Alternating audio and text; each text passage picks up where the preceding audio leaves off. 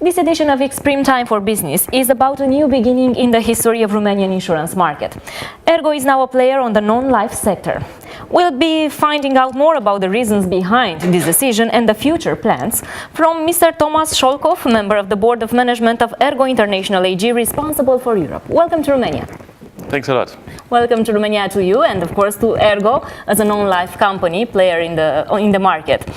ERGO is officially entering today on the Romanian non-life insurance market. What do you consider to be the potential of the Romanian insurance market in the next, let's say, 5 to 10 years?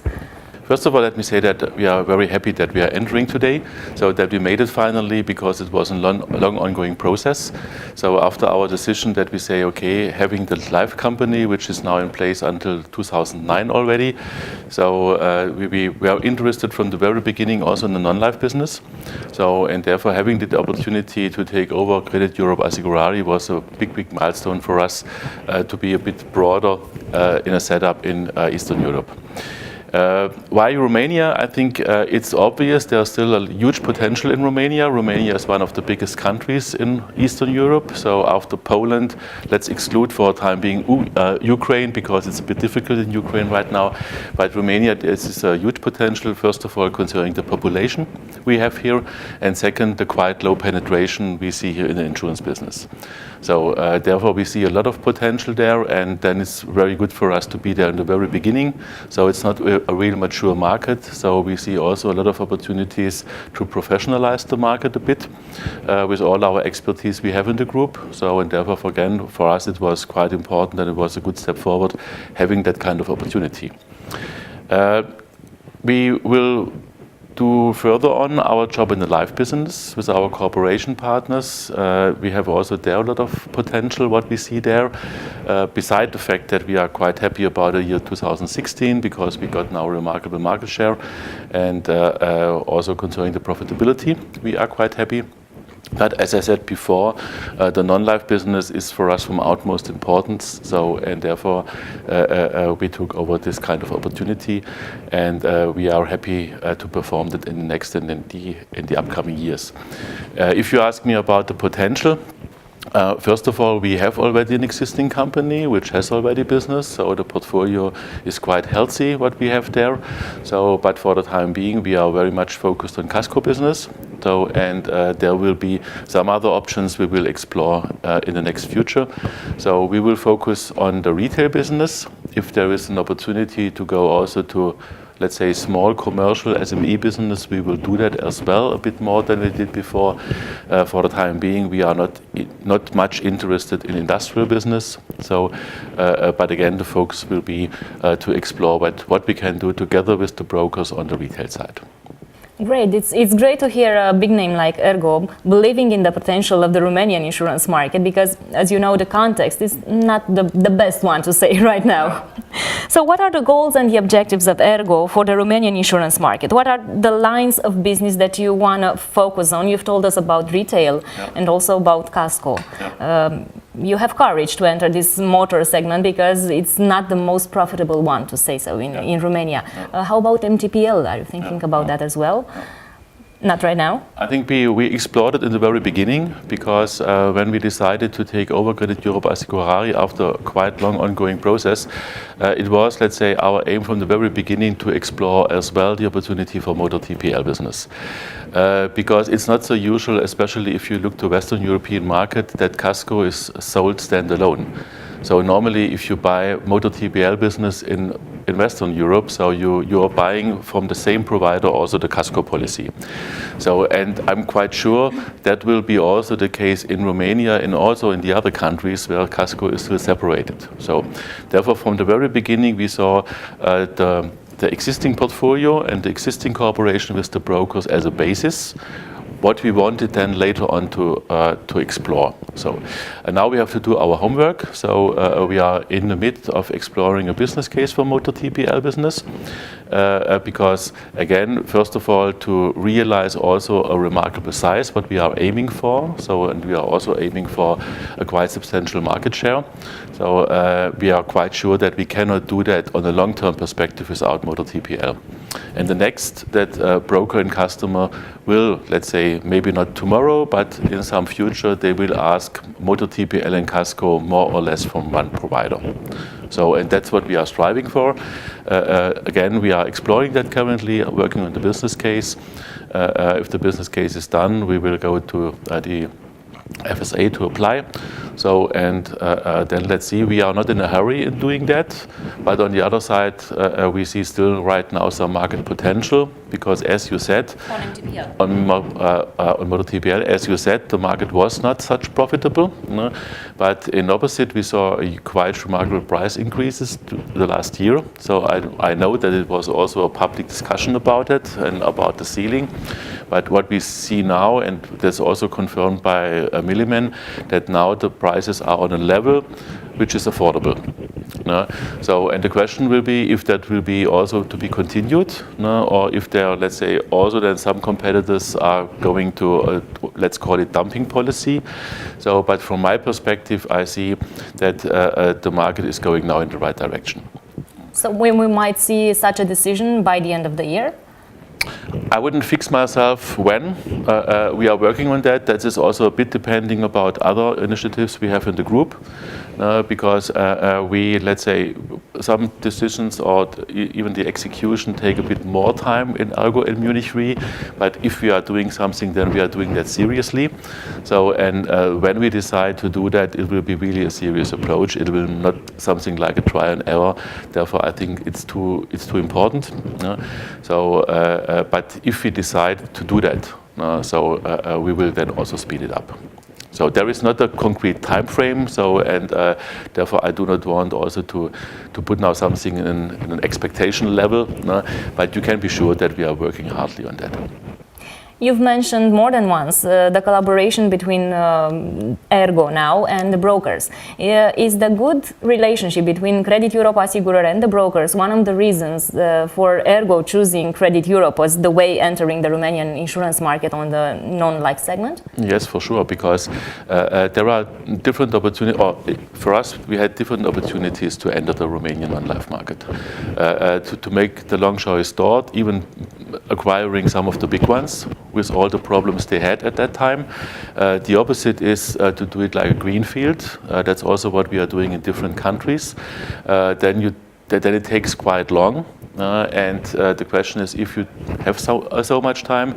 So, and therefore Credit Europe Asigurari was really a perfect target for us, because it's something in between. So it's what we call a bit the brownfield, where we say we have already an existing company with an existing infrastructure, and that was the most important criteria, with existing very well proven collaborations with the brokers, where we can settle on.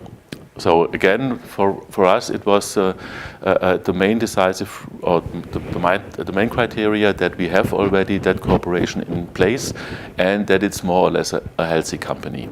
That was the driver. On the other side, you cannot go to a wholesale shop and then going in a lever and say, okay, I want to buy something. There must be also something in. So, and there we were quite happy that we were for a long period of time in touch with the former owner. So, and that we were able to elaborate that in a broader scale. You have recently stated that you are looking at the growth potential of the CEE and the selected Asia. In what way are these different from your original core markets? That's not so much differentiated, because we already in the last year we were really focused on what we call Central Eastern Europe. Some years ago we sold our entity in Portugal. We had also some non-life business in the Netherlands, which we sold. We have now also being prepared a decision concerning Belgium. And therefore it was, let's say, since the last 6 to 8 years, even in this decade, the focus to be more present in Central Eastern Europe. So it's not such a different approach than in the years before. Same for Southeast Asia. Here is a bit more diverse, because that's a big region. And we are splitting that up, that we first of all saying we want to be in China and India, where we are already now, because that are the big markets, and to be, let's say, a prominent player in that region, then you have to be in China and India. There is no way without. We have now a very successful non-life company in India, We started a greenfield in China in the life business, and now we try to make the reverse action that we are now launching, hopefully this year in India, the life business. And we are just considering if it would be a good idea to enter the non-life market in China as well. In addition to that, what we call Southeast Asia, it makes absolutely no sense to go to 15 markets in parallel. So therefore we designed the most interesting market from our perspective. What are the criteria? It's size, it's the profitability of the market, it's also a bit how the cultural fit could be, and also a bit the availability. So therefore we bought last year a company in Thailand, after we had already one in Vietnam and in Singapore. And we are just now elaborating opportunities in other quite bigger markets in Southeast Asia. So it's not that we are changing our strategy. On the other side, defining where you want to be, it's also defining where you want not to be. So, and therefore for the time being, we are not going to Australia, we are not going to the US, because we are not believing that we can really deliver value there. And that is for us the main driver. So because if we are paying a fair price for a company, so then we have to deliver value, creating some synergies. And we strongly believe that's not possible in Western Europe, because there are mature markets in Australia and some other countries as well, and US for sure. I will not exclude that we will have a look at different regions again, because what you are speaking about, we decided already 10 years ago. And 10 years is a long time, remembering that Steve Jobs introduced the iPhone 10 years ago. So, and I think from time to time you have maybe to revise that. So, and therefore each 3-4 years we are looking again to Latin America, for example, if there would be some options.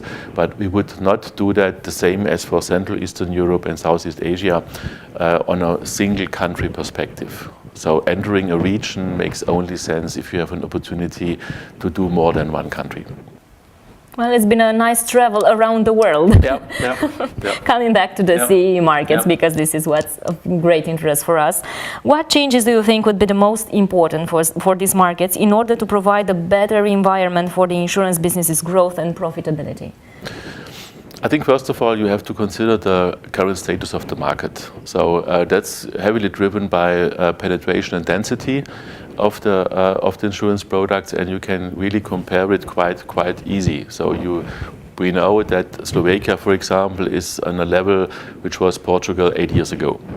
So, and therefore it's not completely easy, but you can really define what will be the next steps in these kind of countries. So, and therefore it's not so easy to do that really in general, but for sure the biggest challenge will be the different customer behavior, because what we call hybrid customer has a completely different approach towards his insurance company than the customers 20 years ago.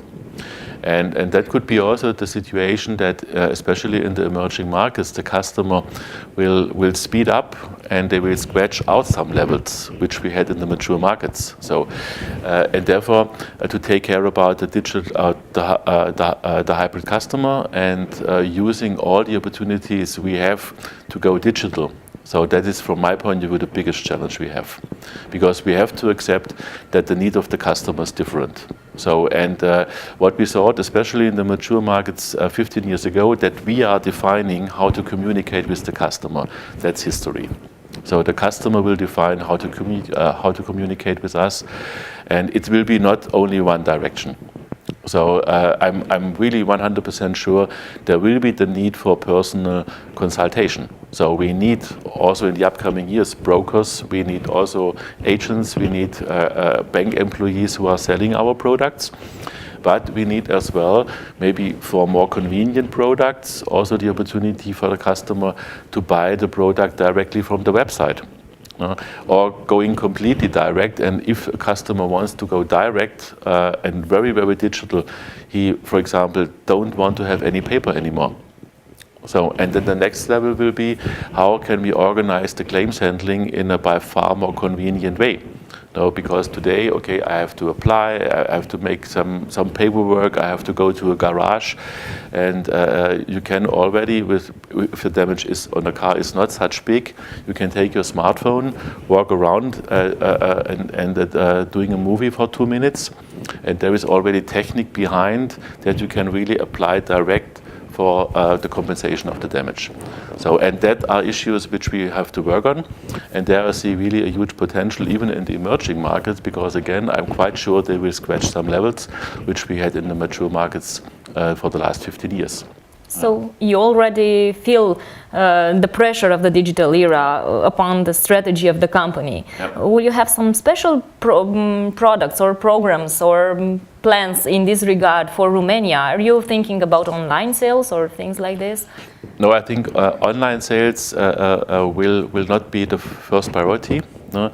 I think what we have to do is really, first of all, to support our brokers in a very professional way. No? To be here really best in class. That's also my clear request to Mesut, our CEO here. So I want to be best in class. So even if we are not the biggest one, we should be best of class, and therefore really the best choice for the brokers to work with us. And therefore they need support.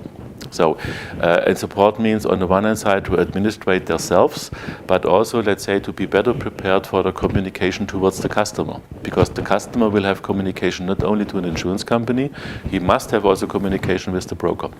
And the question is how you will do that. And I'm quite sure with all the new technology, we can really support it a lot. So the focus will not be online sales or what we are now doing in Germany to establish a pure digital player, because I think that the market is not mature enough. But that will take some time. But I think if we are doing the other one in a quite good way, we will be very successful in that. And that's also, from my point of view, then the big advantage from a bigger group, because we do not have to invent the wheel completely new here. So we can really leverage a lot on the experiences what we have already in other countries. And that's also what we are trying, structuring a bit the ERGO new, that we have really specialist teams, specialist guys, where really the companies abroad can use them as a consultancy for free to leverage here a lot from the knowledge of the group. And group does not mean only ERGO, but also means Munich Re. How would you speak about the difference between ERGO as a group now present in Romania on all insurance lines and the other groups that we have here, such as VIG, such as Groupama, Allianz or Generali, big groups? How would you speak about ERGO differentiating from the others? First of all, I don't like to talk too much about our competitors because I think we have challenges as well. So they're just examples. Yeah. Just speak about you. I know. So, but again, for us, even we have absolutely no opportunity in Romania to be in a midterm number one, neither in life nor in non-life. So, and that's also not my target. So, I want to be a profitable company, and again, I want to be best choice for the brokers. So that's our target. That's defined by products which are outstanding, by support which is outstanding. That doesn't mean that we have to pay the highest commission, because that shouldn't be the only driver. Because it's important for the brokers to get really a product where the customer finally is really satisfied with. So, and I do not believe in a huge competition which is driven only by commissions, and I would not even support it. If you have to play with commissions, that's clear. So you have to incentivize, but you have to do that in a clever way. And my approach, and even then my target given to the local management team, is really to be best in class. As global reinsurance and insurance groups are struggling with low interest rates, currency fluctuations and more challenging geopolitical climate, which are the most important challenges the insurance industry has to currently face, and how do you plan to tackle them? I think what we can say in general, by far more than 20 years ago, we are really tackled by exactly what you mentioned. That are things which comes out of the environment. So, and there are a lot of things where we do not have even influence in. So first of all, the low interest environment is especially for the life insurance industry really a big threat, and I'm quite sure, even if we see now a small increase in the interest rates, but I do not expect that in the next years we will be back on the level 5 years ago. So I do not believe that that will happen. So we have to deal with that. That means for the life insurance companies, we have to do different product initiatives. So we have to work more on biometric risk products, for example, term life, disability, which is really a pure insurance product. And we have to work more on unit-linked and index-linked, which gives then also the customer a bit more upside, as we can do that currently with this very, very low guarantees, what we are currently give, especially in Western Europe. Also for the non-life companies, that's applying as well for the life company, but also for the non-life companies, we see also a lot of, let's say, influences coming from the local regulation. So first of all, we are not a European Union which is exactly the same structuring as some people believe that. So we have still a lot of competences and also influence possibilities from the local regulation. So, and from time to time that is coming quite quickly, so we are not able then to prepare ourselves. No? For example, in Poland there was a tax of assets introduced, and we had only some weeks' time, first of all, to implement it in our systems, and then to think it over how we are able to mitigate it. No? So, and I think the market will stay so volatile. There will be coming impacts from the environment, from the financial environments, there will come from the political environment, so nobody knows what will be really the impact from the election from Mr. Trump in US. So let's see. And again, coming out of the regulation, we have to be prepared on that. So I'm not afraid. We have to be flexible then to counter that and to mitigate. So so that is then for me more important, because I'm 100% sure that will continue. Definitely you won't get bored, so. Yeah, exactly. That makes the life sexy. Considering the recent history. Yeah. So today you start a new chapter here in Romania. Are you looking for further acquisitions in this area, in the CE markets? I think we have, as ERGO, we have a quite scattered portfolio in Central Eastern Europe, but as well in Southeast Asia. We have companies who are already quite big and have a huge market share. For example, in Poland, where we are number 2 in non-life, in the Baltics we are number 2 in non-life, in Austria we are number 5 in the life business. But there are also some countries where we do not have met already the market share I want to have. So therefore, from my point of view, we are still observing the market. It must be opportunity driven, so it's not the case that we say now we have to look for something in the country XYZ. That's not what we are doing, not in Eastern Europe. It's more or less opportunity driven. So, but if an opportunity is coming up, so we will have a look at it, and if it makes sense from an ERGO strategic perspective, for sure we would be interested to have a deeper dive than in that.